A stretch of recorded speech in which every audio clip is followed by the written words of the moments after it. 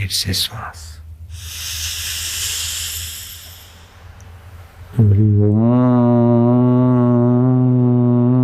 होठ बंद। ओम ओम।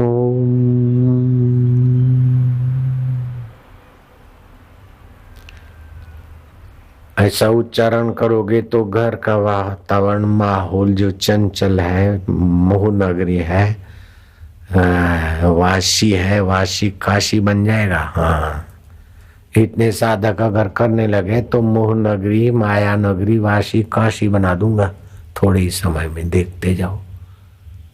लंबा सांस लो।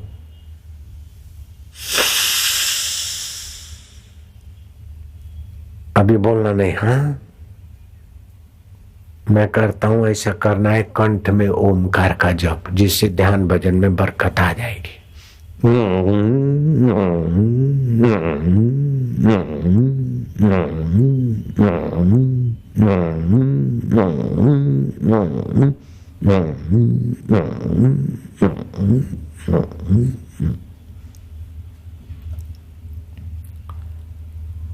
बस फिर से लो श्वास। अब ध्यान से सुनना है।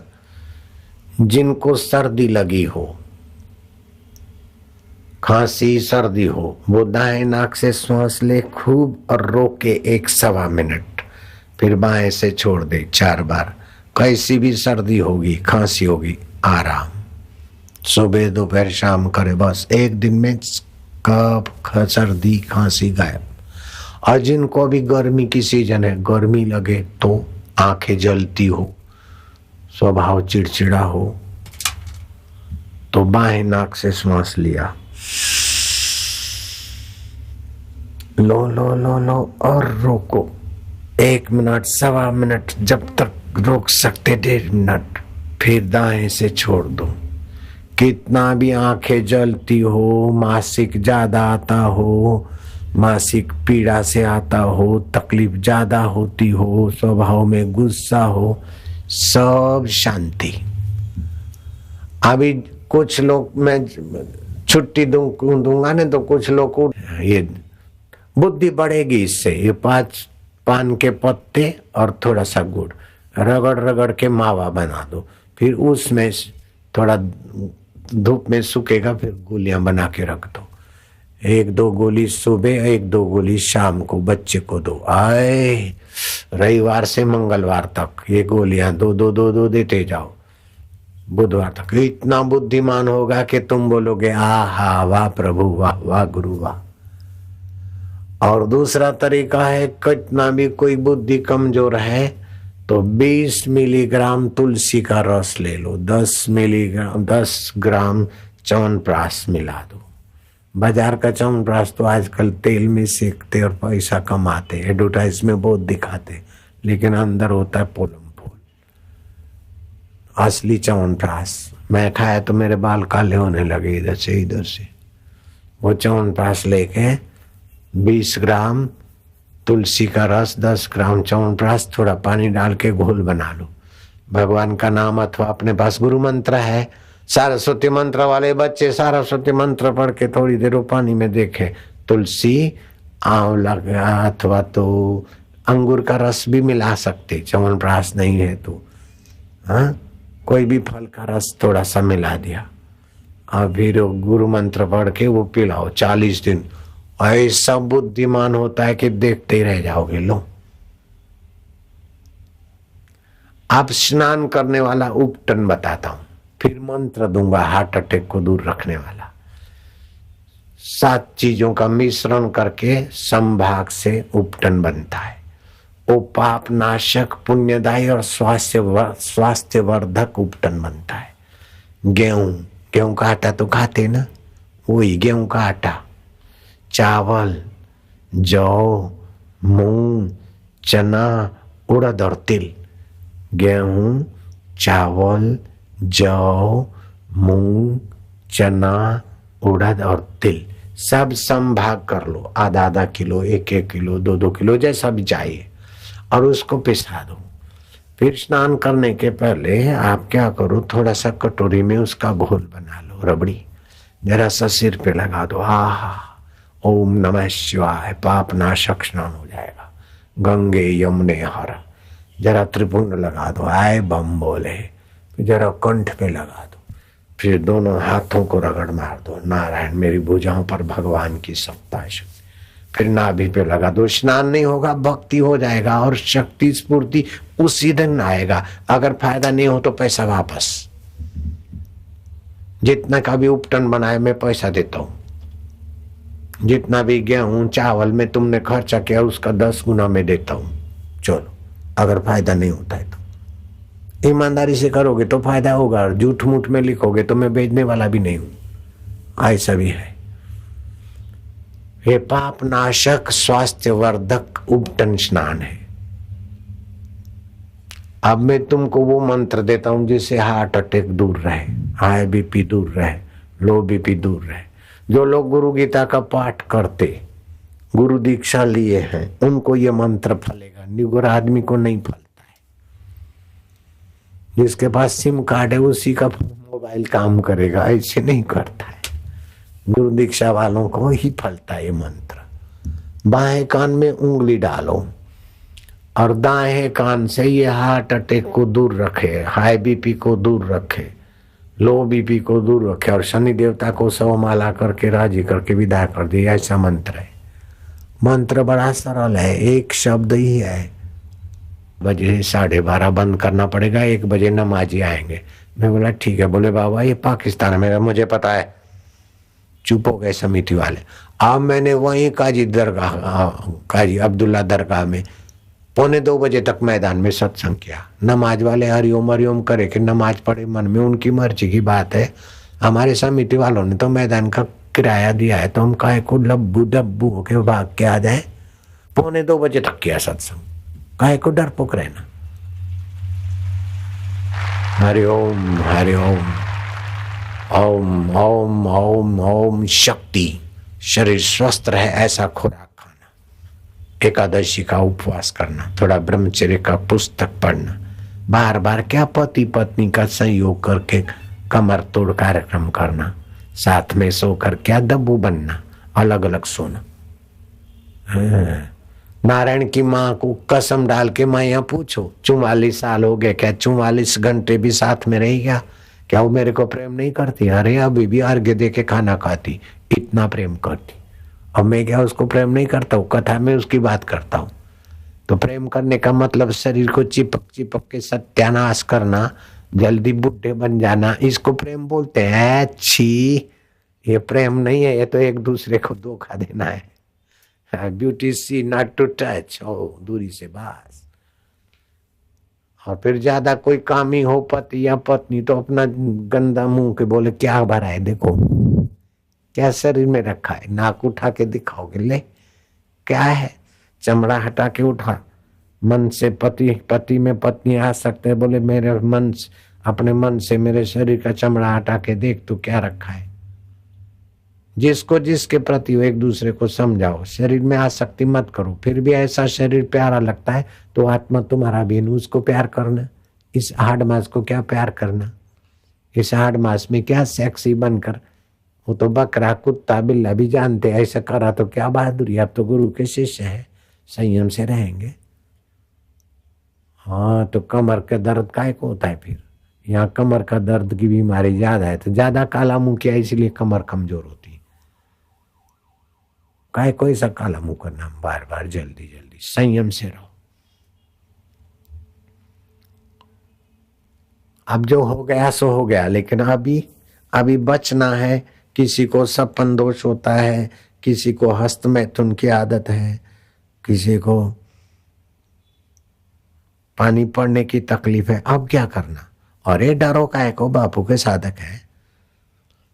80 ग्राम आंवला चूर्ण, 20 ग्राम हल्दी मिला दो, उसको मिश्रण करके 3-3 ग्राम सुबह शाम फाको। धातु पुष्टि, धातु मजबूती। हाँ, चेहरे पर जो ये खील विल है वो भी गायब हो जाएंगे, चिड़चिड़ा स्वभाव भी ठीक हो जाएगा, पानी पड़ने की बीमारी खत्म। और बहुत लोगों को पानी पड़ने की तकलीफ होती है। और पेट की तकलीफ है तो पेट की गोली लेना, पानी पड़ने की तकलीफ है तो आंवला स्टॉल पे मिलेगा। आंवला चूरन ले लिया, 80 ग्राम 20 ग्राम हल्दी मिला के रख दो, बस 3-3 ग्राम फाको, बहुत फायदा करता है। धातु पुष्टि भी करेगा, सपन दोष से भी रोकेगा, रजवीर्य नाश होता है तो उससे भी रक्षा होगी। वैलेंटाइन डे मना कर दिन को एक दूसरे को स्पर्श करते, रजवीर्य नाश करते, जल्दी अंधे हो जाएंगे, बच्चे कमजोर हो जाएंगे। काय को वैलेंटाइन डे मनाना? गणपति ने माँ बाप का पूजन किया तो कितने महान हो गए। मातृ पितृ पूजन दिवस मनाओ और माता पिता बच्चे को स्नेह करे, ऐसा दिवस मनाओ वैलेंटाइन डे। खबरदार, वो तो मना के बर्बाद हो रहे। 80% तो रात को 98% रात को नींद नहीं आती, और 50 लाख कन्याएं स्कूल जाते जाते गर्भवती हो जाती है। अभी मनाओ वैलेंटाइन डे। 10 लाख कन्याएं तो अबॉर्शन कराती है और बाकी के बच्चे लेके भटकती है। 13 साल 15 साल की लड़की और माँ बन जाती है। धिक्कार है। ऐसा क्या उत्सव करना, ऐसा क्या लवर लवरी के चक्कर में पड़ना। ये बम्बई में भी देश की हवा की गंदगी आ गई। राजस्थान के बच्चे बच्चियां अपना धरती दोहरा रही है, वीरा रही है। गुजरात के, राजस्थान के, इधर उधर के आए हैं, और बम्बई वाले भी हिंदुस्तानी है। मजबूत होके रहे ना, काय को लवर लवरियों की नकल करना। मैं बीच पर घूमने गया और एकदम बेशर्म होके हो रहे थे, तो फिर मैंने जरा सत्संग में बोला, फिर ये सरकार ने थोड़ा कड़क कदम उठाया। अभी बीच पे बेशर्माई कम हो गई होगी। मेरे को बताया कि बापूजी अब तो हमने पुलिस लगा दी, पकड़ लेते हैं सबको बेशर्म लोग। मैं कहा शाबाश है, सरकार को धन्यवाद। लेकिन फिर भी कोई बेशर्म रहते तो क्या, अपने थोड़े बेशर्म बनना है, मर्यादा से रहना है। अरे बेशर्म, और रिक्शा हो, ये मोटरसाइकिल पे स्कूटर पे भी जाएंगे तो चिपक के जाएंगे। और मेरी कार में मेरा सिक्योरिटी वाला बैठा होता है, फिर ड्राइवर कार स्लो करता है, फिर उनको बोलता है ए शर्म नहीं आती, क्या कर रही है? तो देखेगी कि क्या। कभी कभी ज्यादा बेशर्म लोग ट्रैफिक में मिलते हैं ना, तो मेरी गाड़ी स्लो हो जाती है। फिर उनके नजदीक जाके बोलते हैं क्या कर रही है, क्या कर रहे हो? तो एकदम सुकड़ जाते। ऐसे लोग दब्बू होते हैं। किसी को बोलना नहीं, हाँ प्राइवेट बात है। बेशर्मों की नकल काय को करना, उनको भी बेचारों को अक्ल वाला बनाना, ठीक है ना। कुछ भी है, अपने हैं, बेचारे मनुष्य हैं, किसी भी देश के हैं। हाँ, जो गांव का भला करने के लिए तहसील का बुरा करता है वो मूर्ख है, और जो तहसील का भला करने के लिए राज्य का बुरा करता है वो भी मूर्ख है। जो देश का भला करने के लिए विश्व का बुरा करता है वो भी महामूर्ख है। सभी मानव मात्र का मंगल, प्राणी मात्र का मंगल, ये वैदिक ज्ञान है। अब आप लोगों को मैं शिव जी के तरफ से धन्यवाद देता हूँ, मेरे गुरु जी के तरफ से प्यार करता हूँ, मेरे तरफ से भी शाबाश देता हूँ। आपकी तपस्या को मैं 10-10 बार धन्यवाद देता हूँ। सुबह 7 बजे के आए और 11 बजने जा रहे हैं। मैं बोलता हूँ, बोलना तुम। धन्या माता पिता धन्यो, धन्या माता पिता धन्यो, गोत्रम धन्यम कुलोद्भव, गोत्रम धन्यम कुलोद्भव, धन्या च वसुधा देवी, धन्या च वसुधा देवी, यत्र स्यात् गुरु भक्तः, यत्र स्यात् गुरु। पार्वती उनकी माता धन्य, उनकी माना तुम्हारी, जो आगे आए बैठे वो, और पीछे जो जगह नहीं मिली तो खानदान संतान है, खानदान माँ बाप की औलाद है कि शांति से खड़े हैं घंटों भर। ये तुम्हारे कुल परंपरा की खानदानी का दर्शन दे रहा है। इतना चंचल मुंबई में भी लाखों आदमी शांति से खड़े हैं, बैठे हैं। ये तुम्हारा खून में खानदान माँ बाप का और खानदान परंपरा का संस्कार है। इसीलिए मैं शिव जी के तरफ से तुमको धन्यवाद देता हूँ कि उनकी माता धन्य है, उनकी माना तुम्हारी, उनके पिता धन्य है, उनका कुल और गोत्र धन्य है। और शिव जी तो एडवांस में भी धन्यवाद देते कि कुलोद्भव, जो उनके कुल में उत्पन्न होंगे उनको भी पार्वती धन्यवाद है, क्योंकि गुरु का ज्ञान सुना है, गुरु का मंत्र है। तो अब जो संतान आएगी वो दिव्यात्मा बनेगी ना। हो, फिर से बोलो, धन्या माता पिता धन्यो, धन्या माता पिता धन्यो, गोत्रम धन्यम कुलोद्भव गोत्रं धन्यं कुलोद्भव धन्या च वसुधा देवी धन्या च वसुधा देवी यत्र स्यात् गुरु भक्तः यत्र स्यात् गुरु भक्तः। पार्वती उनकी माता धन्य है, उनके पिता धन्य है, उनका कुल और गोत्र धन्य है, जिनके हृदय में गुरु भक्ति है, गुरु ज्ञान है, जिन्होंने आज मंत्र दीक्षा ली है। मंत्र सिद्धि वीडियो सीडी पुस्तक वीडियो सीडी कैसेटें 5 लेगा तो नेत्र बिंदु निःशुल्क मिलेगा। ऑडियो कैसेट लेगा तो ये घर में सुख शांति और प्रसन्नता बढ़ाने वाला स्वस्तिक का प्रसाद। खाना नहीं है, खोल के रखोगे अथवा ऋषि प्रसाद का मेंबर बनोगे तो स्टॉल वाला उसको ये निःशुल्क देगा। छठी कैसेट भी निःशुल्क मिलेगी और ये घर में सुख शांति, वास्तु दोष निवर्तक, ऊर्जावर्धक, घन ऊर्जा ऋण आयन बनाने में सहायता। लेकिन 8 महीने तक ये सजीव रहेगी, फिर एक्सपायर होगी। हो सके तो घर की चक्की का आटा खाना चाहिए। बाजारू आटा, बासी आटा शक्तिहीन हो जाता है, फैटी बना देता है। विदेशी लोग इसी में बीमार ज्यादा हो रहे हैं। फास्ट फूड, फ्रिज में अदरक रखना बेवकूफी है। अदरक में सूर्य तत्व का गुण है, फ्रिज उसको मार देगा प्रभाव। इतवार को अदरक खाना, लाल मिर्च खाना, लाल टमाटर खाना स्वास्थ्य के लिए अच्छा नहीं होता। देखो कितना ज्ञान मिलता है सत्संग से। जितना ज्ञान मिलता है उतना दुनिया के सर्टिफिकेट लेकर घूमो नहीं मिलता। सत्संग से संसार का भी ज्ञान मिलता है, आदि देविक भी मिलता है, आध्यात्मिक भी मिलता है और 7 पीढ़ी तारने की शक्ति भी आ जाती। इसलिए जो सत्संग में जाते, सत्संग करते, कराते, सत्संग में सेवा करते, वे सभी धन्यवाद के पात्र हैं। अब आप सभी लोग जो दीक्षा लेने को सुबह के आए हैं, तपस्वी लोग, अपना आसन सामान मार। विश्व की बेलरी कबीर जी ने कहा, गुरु अमृत की खान, गुरु अमृत की खान, सिर दीजे सतगुरु मिले, सिर दीजे सतगुरु मिले, तो भी सस्ता जान, तो भी सस्ता जान। ये ऐसा है खजाना। सिर दीजे सतगुरु मिले तो भी सस्ता जान। सतगुरु खाली दृष्टि डाल के बैठे रहे और शिष्य एक टक देखते रहे, तभी भी जो शंका समाधान होता है, पुण्य होता है, काम होता है, उसका वर्णन कोई कर नहीं सकता। ऐसी कोई तराजू नहीं बनी जो तोल सके। गुरु मौन व्याख्यानम शिष्यस्य छिन्न संशय। गुरु मौन बैठे। मुरारजी भाई देसाई ने अमेरिका में कहा, जहाँ मेरा प्रवचन हुआ था, हालांकि मेरी हाजिरी में नहीं, मेरे को लोगों ने बताया था। मुरारजी ने कहा कि हम प्रधानमंत्री पद का भी अनुभव किया है। उस समय चालू भी थे प्रधानमंत्री पद में, गए थे अमेरिका, लेकिन रमन महर्षि के चरणों में बैठने से जो शांति मिली है आंतरिक, वो मुझे नाणा मंत्री केंद्र का फाइनेंस मिनिस्टर भी थे और कई पद पे अभी प्रधानमंत्री पद का भी अनुभव किया, लेकिन वो शांति, वो निष्कलंक शब्द मैंने मिला है, वो संतों के चरणों में निष्कलंक शांति, निष्कलंक सुख मिलता है। बाकी सब कलंकित सुख मिलते हैं। बेटा नहीं, बेटा नहीं, बेटा मिला है शांति, लेकिन फिर क्या, शादी नहीं हुई, शादी नहीं, शादी हो गई, शांति।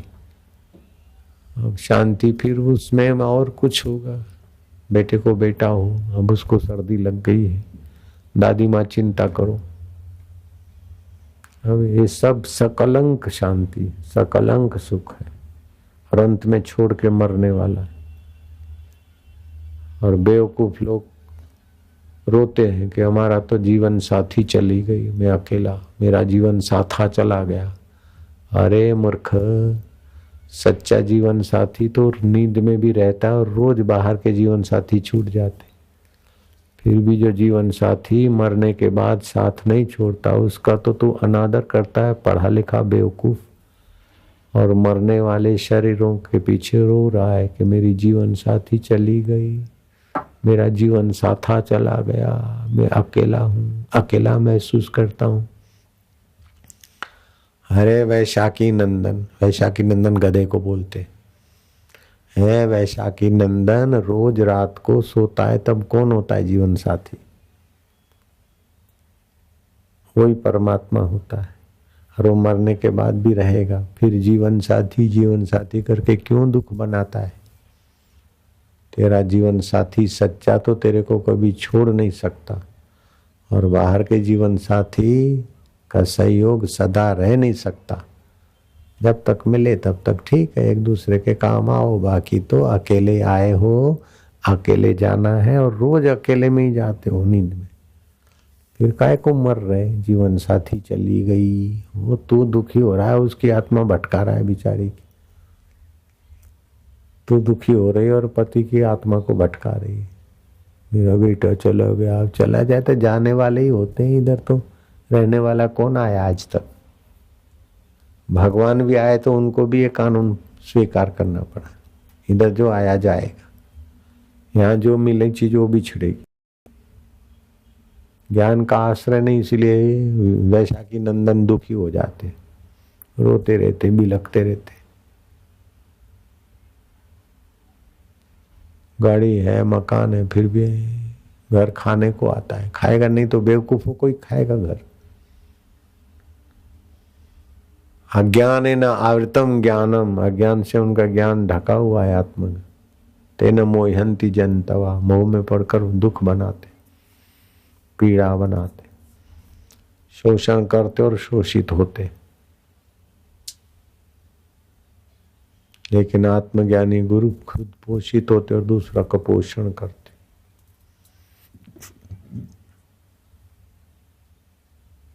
संतुष्ट सततम योगी, योगी सतत आत्म संतुष्ट रहते। दूसरों से मांग मांग के सुखी होने वाले भिखारी तो कुत्ता भी जानता है भीख मांगना। हाय पत्नी तू सुख दे, हाय पति तू सुख दे, हाय बेटा तू सुख दे, हाय बहू तू सुख दे। अरे छोड़, बहू क्या सुख दे देगी? तो अपने सुख स्वरूप भगवान की भक्ति में लगी रहे भक्तानी। बहू सुख देने के साथ क्या क्या दे डालेगी अल्लाह जाने। इसीलिए कोई बाहर का सुख का आश्रय न करो। जो बाहर से सुख का आश्रय करते वो भगवान का अपमान करते। वो वैशाखी नंदन होते, गधे होते। गधे तो बोझा सहेंगे ही दुख का। ये कड़क शब्द इसलिए बोल रहा हूं कि मेरे सत्संगी कोई वैशाखी नंदन नहीं होने चाहिए। बापू के शिष्य हैं, पूरे हैं मर्द जो हर हाल में खुश। हमारा सत्संग सुना फिर वैशाखी नंदन काय को रहना। भीख मांगना तो कुत्ता भी जानता है, पूंछ हिलाता है। क्या दूसरे सुख दे इसलिए पूंछ हिलाते रहे। सुख का भोगी मत बनो, सुख का दाता बनो। मान का भोगी मत बनो, मान का दाता बनो। आप अमानी रहो, दूसरे को मान दो। काहे को मान का भोगी बनना? मान पुड़ी है जहर की, खाए सो मर जाए। चाह उसी की राखता वो भी अति दुख पाए। मान की चाह ना रखो, मान योग्य कर्म करो। फिर कोई मान देता है तो ठीक है, अपमान भी हो जाए तो क्या है। सुख मिला तो ठीक है, प्रतिकूलता मिली तो क्या फर्क पड़ता है। बेवकूफ लोग अनुकूलता को सुख मानते, प्रतिकूलता को दुख मानते। और अनुकूलता आके चली जाएगी ये पता नहीं रहता, प्रतिकूलता आके चली जाएगी ये अक्कल नहीं रहती। प्रतिकूलता में रोते हैं, अनुकूलता में चिपकते, दोनों तरफ मार खाते। लो अनुकूलता से चिपकते, वो तो रहने वाली नहीं, दुखी करेगी। प्रतिकूलता से रोते, वो भी रहने वाली नहीं, तो काय को परेशान होते। बिना बेवकूफी के दुख होता ही नहीं।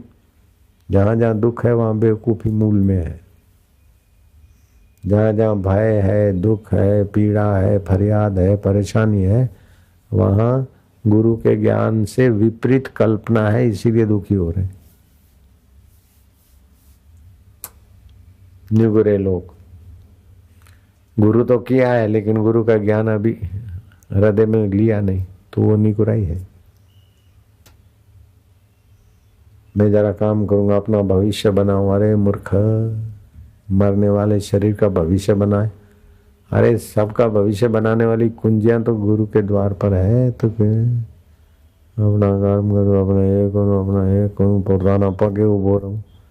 असली पैर तो तेरा परमात्मा ही है। रुपया पैसा तेरा पैर है क्या? मैं अपने पैरों पे खड़ा रहूं? है मूर्ख। सभी खड़े हैं, कई करोड़पति अपने पैरों पे खड़े हैं, रात को नींद नहीं आती। नौकर है, चाकर है, मकान है, अनिद्रा के रोगी है। गुरु का ज्ञान के आगे सारा वैभव तुच्छ हो जाता।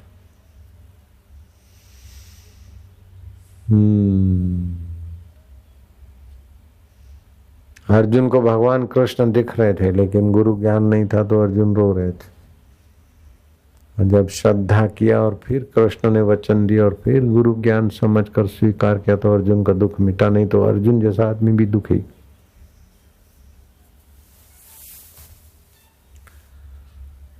सत्य का संग सत आत्मा है, उसका संग करने वाला ज्ञान सत्संग होता है।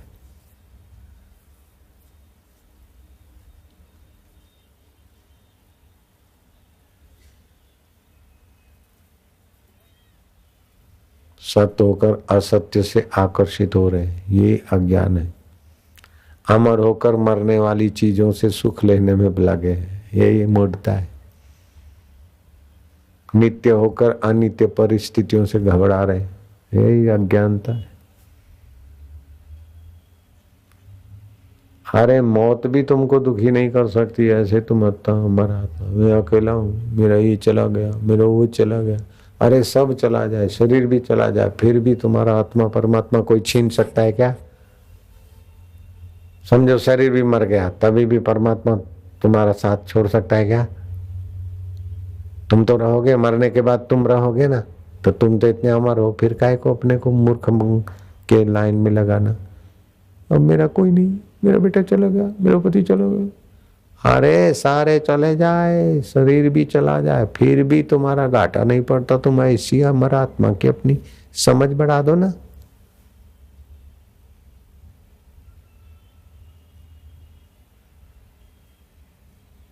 जो सत्संग सुनते और उधर उधर झांकते हैं तो उनको बोलना चाहिए कि हम बंदरों के लिए बापूजी सत्संग नहीं करते, बंदर इधर उधर झांकते, शिष्य तो गुरु के तरफ ही देखते। जो बंदर माइंड होते हैं वो इधर उधर देखते रहते। गुरु का ज्ञान बंदरों के लिए नहीं होता। एक बार राम जी ने कहा कि बंदरों ने बड़ी लंका में जहमत उठाई, हनुमान इन बंदरों को मनुष्यों की नाई पत्तल लगाकर भोजन कराने की इच्छा है मेरी।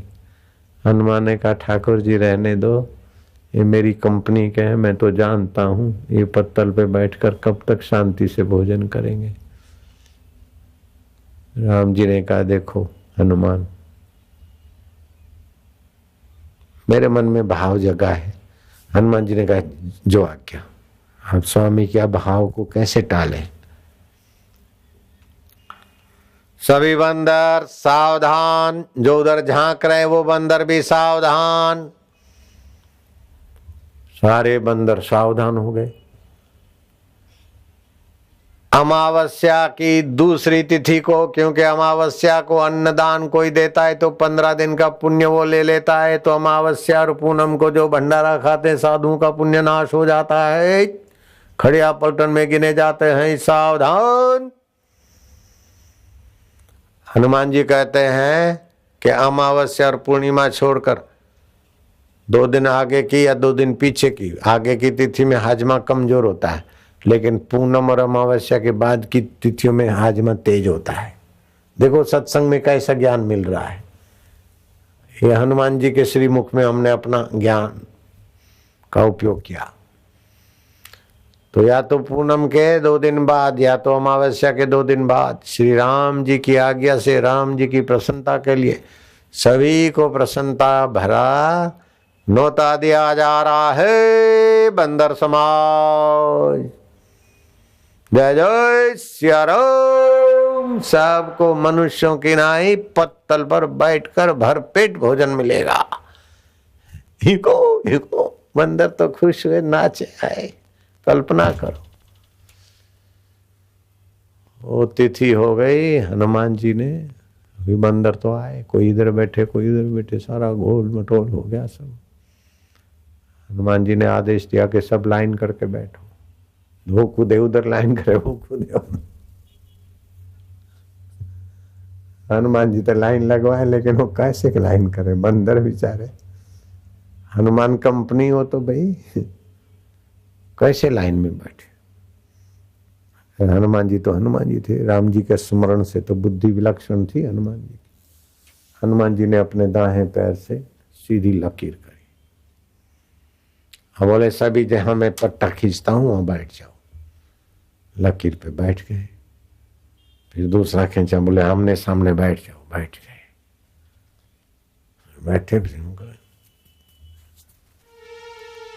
आप चुपचाप बैठो, पत्तले बटेगी। पत्तले बटी, कोई पत्तल सिर भी उठाए बैठे। हनुमान जी के धैर्य को धन्यवाद। राम काज बिन कहाँ विश्राम। लंबी लंबी अयोध्या के मैदान में लाइन लगी और बंदर मनुष्यों के नाई बैठे, लेकिन कैसे बैठे।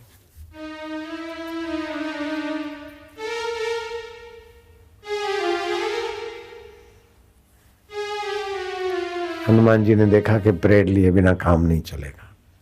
हाथ में गदा और आंखें जरा कड़क, दाएं से बाएं बाएं से दाएं, लेफ्ट राइट लेते। हनुमान जी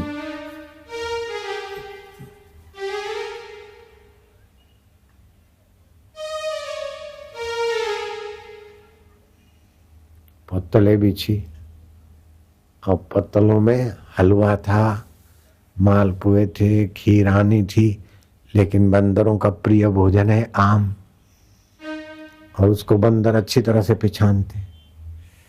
वो वैरायटी आए उसके पहले ही बांटने वाले ने 2-2 आम रखे। अब तो बंदर भैया चुप कैसे रहे। आम खाना नहीं है, छूना नहीं है, सावधान। हनुमान जी का आदेश।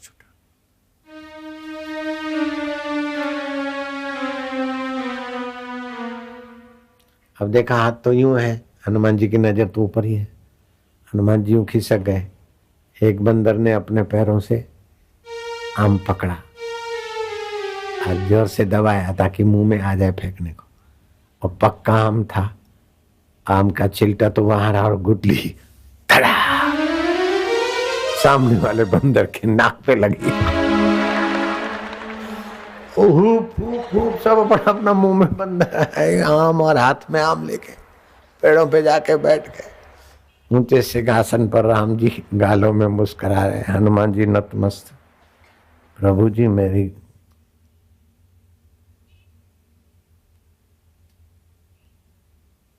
संगठन वालों को मैं जानता था, इसीलिए मैंने अर्ज किया था। बोले कि राम जी ने कहा कोई बात नहीं हनुमान जी, होगा वही जो राम रचि राखा। अब ये कथा तो बन गई, इतिहास तो बन गया कि इनका भोजन ऐसे ही होता है। ठीक है, तुम सम्मान हो। तैयार माल भी बंदर खा नहीं सके। ऐसे जो कथा में आते ना, तो गुरु राम के द्वारा भी तैयार माल ब्रह्म ज्ञान का होता है, लेकिन यूं यूं झांकते ऐसे लोगों के हाथ से चुक जाता है। ऊंची ऊंची बात हाथ से निकल जाती। इसलिए सत्संग में बैठे तो यहाँ वहाँ कोई झांकता हो तो समझ लेना उसको वो नया बंदा है, नई बंदी है। अभी उसका मन बंदर छाप है। तो बीच बीच में हम बंदर छाप मनों के लिए क्या करते, लंबा श्वास लो, हरि ओम,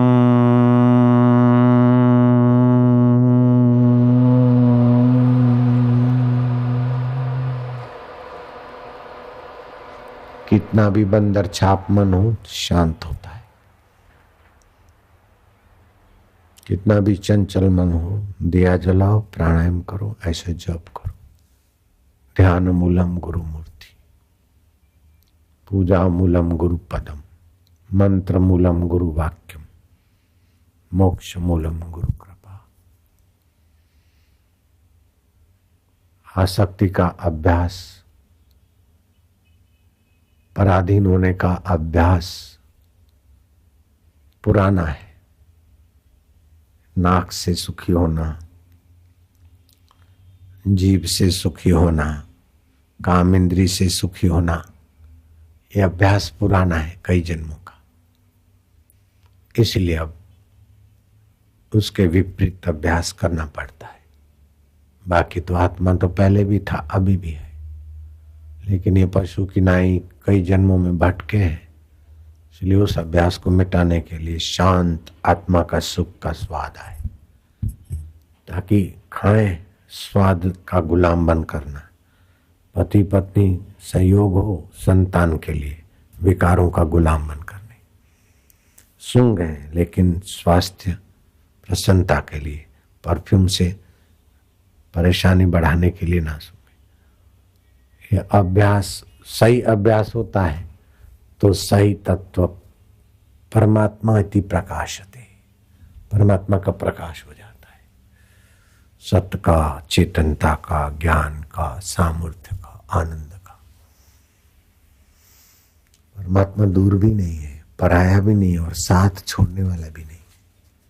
फिर भी दुर्भाग्य है बंदर छाप मन का कि इतना तैयार व्यंजन है राम जी के दरबार में, लेकिन बंदर तो पेड़ों पे कूदते रहे। ऐसे हम भी उनके पड़ोसी भाई हैं, जन्म मरण में और विकारों में कूद रहे हैं। योग वशिष्ठ महारामायण, वाल्मीकि रामायण, उसमें आता है ईश्वरो न महाबुद्धे दूरे। हे महाबुद्धि राम, और राम जी को मानने वाले सभी भगवान को मानने वालों के लिए श्लोक है। राम जी के गुरु बोलते हैं ईश्वरो न महाबुद्धि दूरे न च सुदुर्लभ। हे महाबुद्धि, ईश्वर दूर भी नहीं है, दुर्लभ भी नहीं है। महाबोध मैं एक आत्मा, स्व आत्मैव परमेश्वरा। ईश्वर न तो दूर है और न अत्यंत दुर्लभ ही है। महाबोध रूप एक रस अपनी आत्मा ही परमेश्वर है।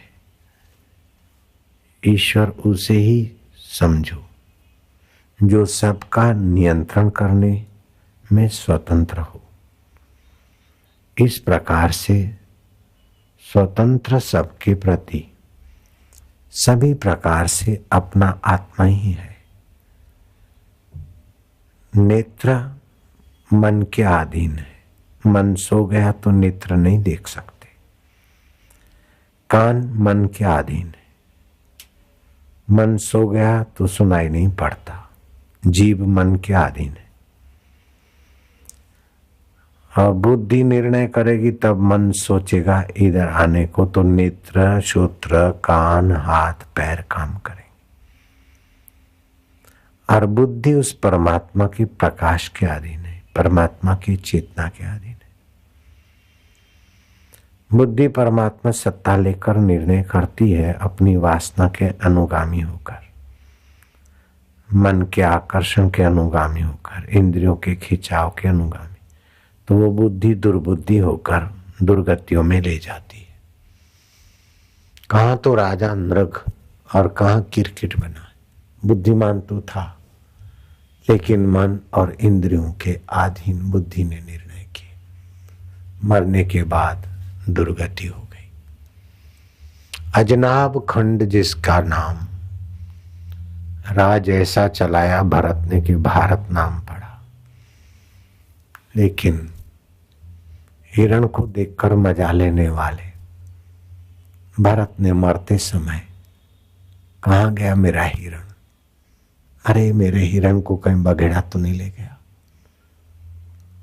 हिरण कहाँ गया, कहाँ है। मरते समय हिरण में प्रीति रही। अजनाब खंड का नाम भारतवर्ष पड़ा जिस भरत के नाम से, वो भरत हिरण की योनि में गए। अंतमति सा गति। इसलिए आपका कोई प्रेमी बाहर न रहे, बाहर सबसे प्रेम पूर्वक व्यवहार करो, अंदर में वो बुद्धि का प्रकाशक, बुद्धि की थकान मिटाने वाला परमात्मा ही प्रेमी रह जाए। भगवान का नाम गोविंद भी है, गोपाल भी है। गो माना इंद्रियां, इंद्रियों के द्वारा जिसकी सत्ता चेतना विचरण करती है,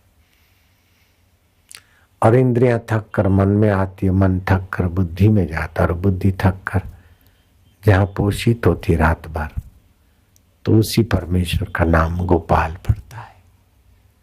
गोविंद बोलो हरि गोपाल बोलो, राधा रमण हरि गोविंद बोलो। राधा उल्टा दो तो धारा, आपके सुरता की धारा, ख्यालों की धारा से जिसकी चेतना रमण करती है वो राधा रमण है, वह गोविंद गोपाल है।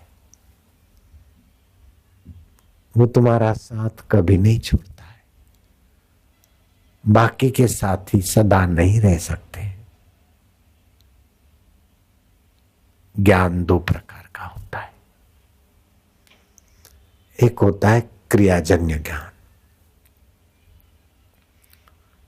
रोटी मैं रोज बनाता हूं, सब्जी रोज बनाता हूं, तो मेरी आदत पड़ गई, अच्छी तरह से बनाऊंगा। अगर छोड़ दिया 10 साल 5 साल, तो अभी मैं रोटी बनाता हूं तो मेरे को पहले जैसी आदत भूल गया हूं ना, तो अभी कोई रसोईया नहीं हो और मैं रोटी बनाने जाता हूं तो वैसे नहीं बना पाऊंगा। यह है क्रिया का ज्ञान, क्रियाजन्य ज्ञान।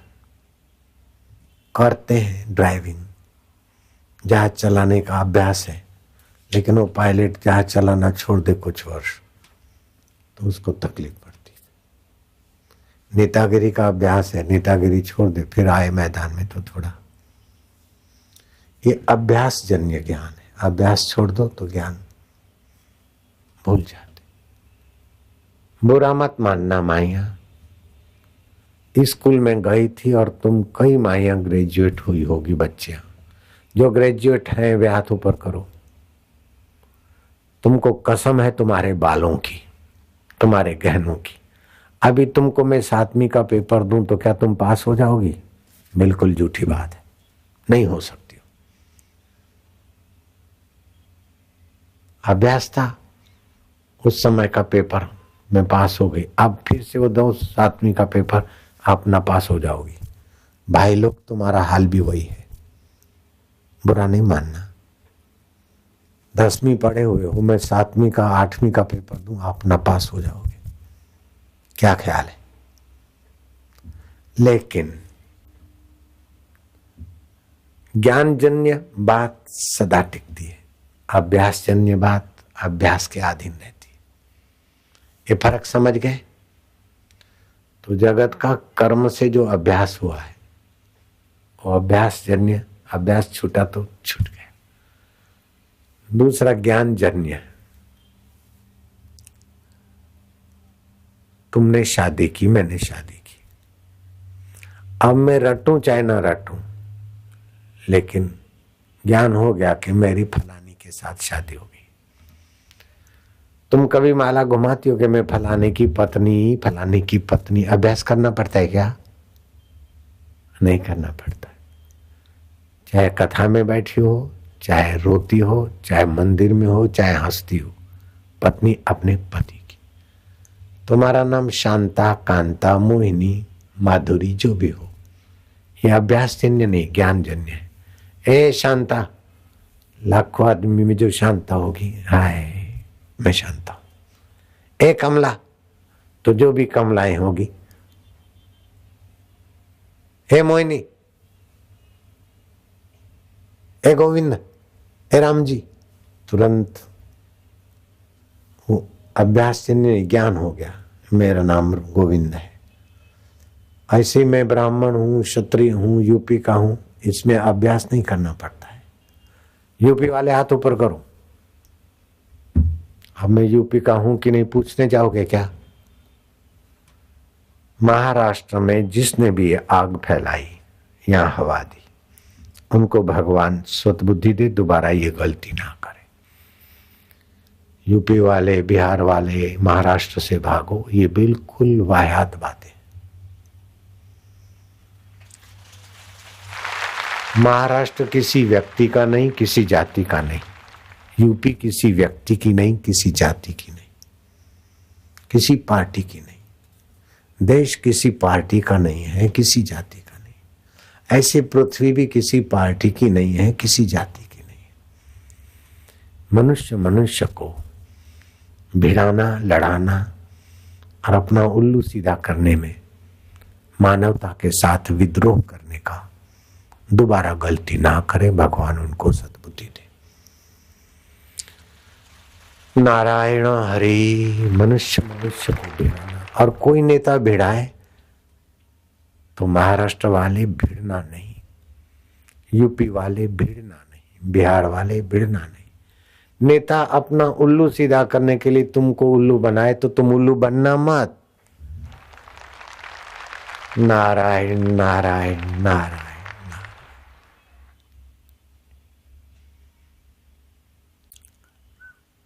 अब मैं ये भजन गाऊंगा, सभी पक्का करना, और घर घर में सुख शांति और मांगल्य का, माधुर्य का प्रसाद बांटना। पूरे महाराष्ट्र में ये कविता गूंजे, घर घर में गूंजे। सासू बहू की निंदा ना करो, देरानी जेठानी के लिए नफरत न उगलो, पड़ोसी पड़ोसी के लिए जहर। भगवान से प्रार्थना करो, अगर मेरे हाथ में कानून बनाना होता अथवा मैं शासक होता तो सभी स्कूलों में ये प्रार्थना शुरू करवा देता। अभी तो इसी प्रार्थना की जरूरत है, दूसरी प्रार्थनाएं रख दो। अपने अपने मजहब की प्रार्थना बनाकर सारे मजहबों को फायदा होगा। इसी प्रार्थना, हे प्रभु आनंद दाता, ज्ञान हमको दीजिए। हे प्रभु आनंद दाता, ज्ञान हमको दीजिए। शीघ्र सारे दुर्गुणों को दूर हमसे कीजिए। शीघ्र सारे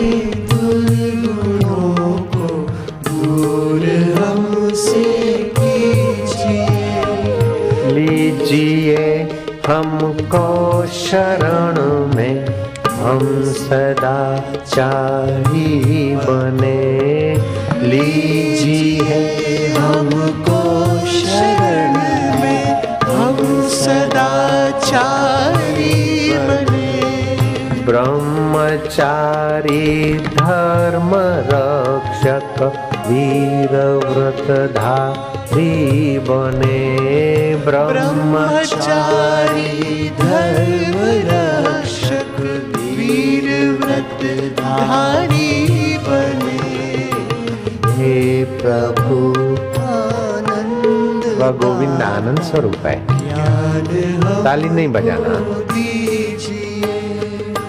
शीघ्र सारे दुर्गुणों से दूर हमसे कीजिए। निंदा किसी की हम किसी से भूल कर भी ना करें। निंदा किसी यूपी वाले ऐसे हैं, बिहार वाले ऐसे हैं, महाराष्ट्र वाले ऐसे हैं, नहीं सगळे चांगले हैं। ईर्ष्या कभी भी हम किसी से भूल भूल कर भी ना करें, ईर्ष्या कभी भी हम किसी से भूल कर भी ना करें। सत्य बोले झूठ त्यागे, मेल आपस में करें। सत्य बोले झूठ त्यागे, मेल आपस में करें। दिव्य जीवन हो हमारा, यश तेरा गाया करे।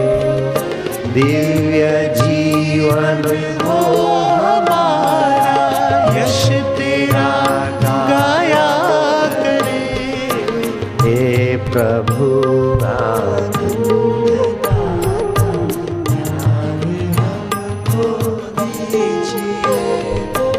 जाए हमारी आयु, हे प्रभु लोक के उपकार में। जाए हमारी आयु, हे प्रभु लोक के उपकार में। हाथ डाले हम कभी ना, भूल कर अपकार में। इनको मारो, काटो, भगाओ ना।